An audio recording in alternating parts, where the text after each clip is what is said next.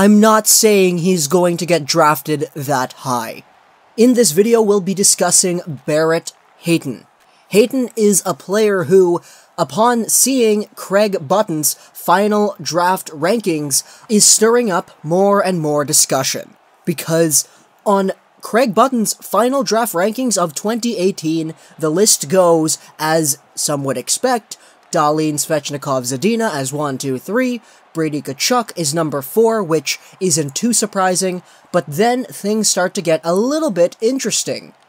Button has Kotkaniemi as number 5, Quinn Hughes as number 6, and Barrett Hayton at number 7. Hayton is above a slew of players who a lot of people think probably have better potentials than him, seeing as number 8, 9, 10, 11, and 12 all belong to Noah Dobson, Evan Bouchard, Oliver Wahlstrom, Farabee, and Boqvist, respectfully. So what is it with Barrett Hayton? Why is he this high up on Button's rankings? Is he truly a top 7 talent? And furthermore, is this really just Craig Button being Craig Button?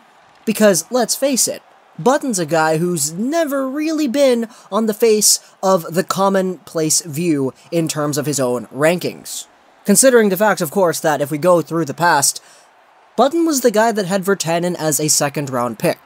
He also had Brock Boeser in the top 10, whereas other scouts had Virtanen in the top 10 and Boeser in the late 20s. It's very interesting to see how Button's scouting pans out, because his scouting and his draft rankings and everything isn't necessarily talking about where the players will go or their potentials. He talks about how they're going to pan out.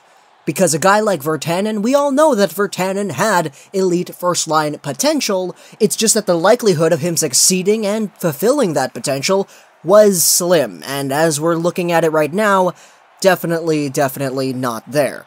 So, obviously, Barrett Hayton is a guy who a lot of people are starting to talk about a little bit more, considering that he was 7th on this list.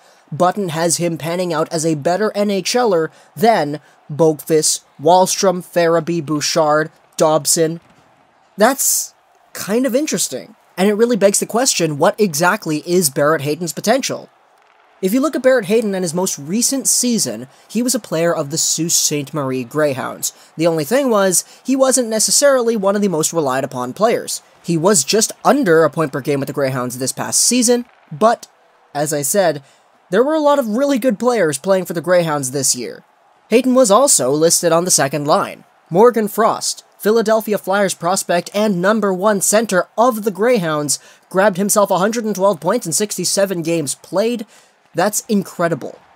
Tampa Bay Lightning prospect Boris Tkachuk grabbed himself 85 points in 58 games played, and New York Rangers prospect overager Timothy Gettinger grabbed himself 69 points. They formed basically the first line. Then, Hayton was the second-line center, which is why a lot of people are talking about him, because he was put in a position where he was literally eclipsed by the great first line, each of them grabbing a lot of points. It makes sense, though. Hayton obviously wasn't better than Morgan Frost this past season, as Morgan Frost proved himself as one of the best players in the OHL. Hayton down there with almost half of Morgan Frost's points in roughly the same amount of games played really begs the question, what if Hayton was a number 1? So, this is what we're talking about here. Hayton is a guy who still has potential. It's just that he's a player who, arguably, if he played on a different team, he would have gotten more points, and that's totally something to consider. Morgan Frost hogged up all the first-line ice time, and there are a lot of 2018 draft-eligible prospects this season who have been first-line centers, wingers, defensemen on their CHL clubs. And this opens up another entire can of layers of what-ifs, because Hayton is a guy who, despite playing in a really reduced second-line role, was still able to be just under a point per game in his draft year.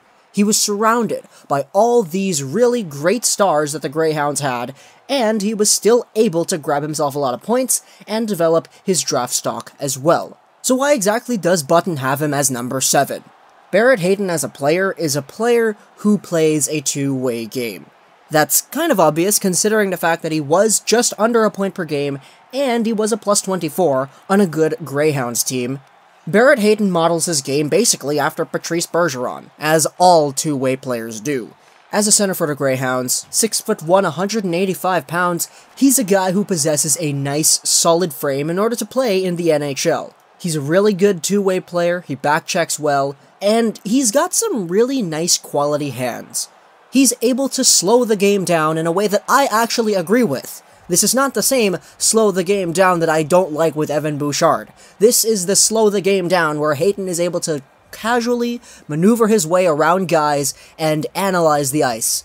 It's interesting because he's a guy who does have sort of a good set of hands. I'm not gonna lie. His shot's pretty accurate and it's really smooth, and he's able to dangle around guys sort of effortlessly and possess onto the puck in a really calm, confident, puck-protecting way. This is different than Bouchard, folks, so that's why I'm agreeing with it this time. Barrett Hayton is a guy who genuinely is a good hard worker with a great character. This is something that a lot of scouts, GMs, and analysts have all picked up on. Barrett Hayton is a really good guy. He's a good character builder person, and he was surrounded by such a good, winning, cultured environment of good people with the Greyhounds this past season.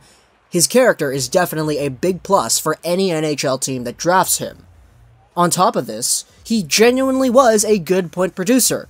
Just under a point per game playing on limited minutes, it's interesting to note just how many more points he would have gotten on a different team. But at the same time, there are some concerns about Barrett Hayton's skating in general. And the biggest thing here is the same thing with Evan Bouchard. He's slow. That's the biggest criticism here that a lot of people are talking about translates basically into a low floor for Hayton. He's a guy who doesn't necessarily have a high ceiling, but his floor is definitely down there because of his footwork abilities. Don't get me wrong, he works hard, and I understand that he works hard. It's just that his speed and his max capacity output isn't necessarily there. So, what exactly is it that's putting him up so high? Well, Craig Button's taking a look at how well he will project.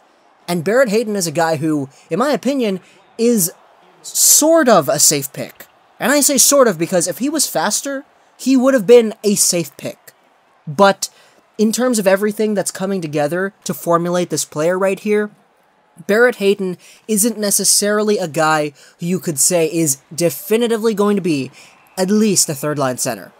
Because his point production, yes, it was good. He was playing on a really stacked team. They got a few other centers who were overagers and whatnot. So Hayton, there are some questions that stem asking, how has he played? Where did he play and slot in the lineup? So there are so many things that we have to consider when taking a look at Barrett Hayton, and obviously he's a player who did have sort of a good draft year, and he is ranked in the teens and the early pre-teens of the draft. It's just very interesting to see that Button has him above some of the guys who are definite top 10 locks in some people's eyes. So Hayton, as a player, is a guy who doesn't necessarily need all of this hype around him in order to say that he's got a lot of fans. Because Button is a fan. He's a guy who ranked him really highly. Honestly, if I had to take a look at it myself, I see a lot of Horvat in this scenario. Now hear me out, I know Horvat really did do well in terms of how he's progressed and everything, but Barrett Hayton is basically the same kind of player, a two-way guy who can put up some points. Bo Horvat, on the other hand, was projected to go in the range that he was drafted at, which was 9th overall. There are some similarities though. Horvat was a bad skater when he came up and got drafted. The only difference here is that Horvat was a guy who understood the mental capacities that he needed in order to be a good skater. This is different than Barrett Hayton, in my opinion, as I already believe that Hayton has a good mind for the game and he works really hard. It's just that the overall talent level doesn't seem to be there. Horvat, on the other hand, did have to condition himself mentally in order to become the skater he is today. Horvat is a guy who definitely did excel at the two-way game, and he's putting up points. And in junior, he sort of did the same thing that Barrett Hayton was able to do in the past season. Even in their deployment, Bo Horvat was not a really important part of that London Knights team, as Domi, Griffith, and Broadhurst all grabbed themselves more points than Bo. Interestingly enough, Horvat was in a position where he was 4th in team points. He wasn't necessarily a first-liner the entire time, but he was a guy that was used in a definite top 6 role. He honestly did have a really similar amount of numbers to Barrett Hayton, Horvat with 61 points in 67 games played in his draft year for the London Knights. Now, I'm not going to be saying here that Barrett Hayton is the next coming of Bo Horvat. I think Robert Thomas already has that down on lock. But Barrett Hayton is a guy who definitely has upside, and he definitely has the talent in order to be able to succeed at the NHL in terms of his mind and the way the game works. It's just that there are a few factors that are limiting him from being ranked as high as Craig Button has him at number 7. Hope you guys enjoyed this video. For Plus, thanks for saying gaming, and bye.